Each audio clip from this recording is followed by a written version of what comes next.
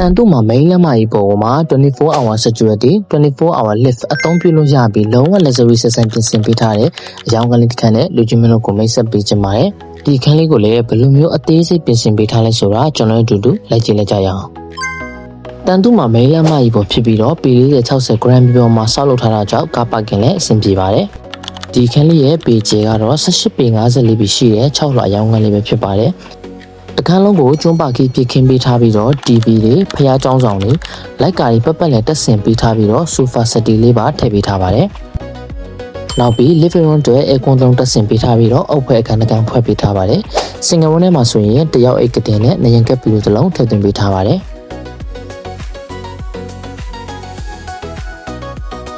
master room ထဲမှာဆိုရင်လည်း2ယောက်အိတ်ကတင်တစ်လုံးနေရင်ကပ်မှန်နေနဲ့ floor to ceiling wardrobe တွေကိုအသုံးပြုပေးထားပါတယ်နောက်ပြီး Mr. Room နဲ့ Garber Room နဲ့မှာဆိုရင်လည်း water heater တွေ shower head တွေပါဝင်ပါသေးတယ်။ kitchen ကိုလည်းကြွေပြားအပြည့်ကပ်ပေးထားတယ်။ kitchen ရဲ့အကျယ်ဝန်းကလည်းအင်ရှင်မတိုင်းစိတ်တိုင်းကြစေမဲ့အကျယ်ဝန်းလေးဖြစ်အောင်ဖွဲ့စည်းပေးထားပါတယ်။ kitchen ထဲမှာဆိုရင်လည်း kitchen တွင်အသုံးပြုဖို့ cabinet တွေအပေါ်အောက်တက်ဆင်ပေးထားပြီးတော့မီးဖိုတွေအစားထည့်သွင်းပေးထားပါတယ်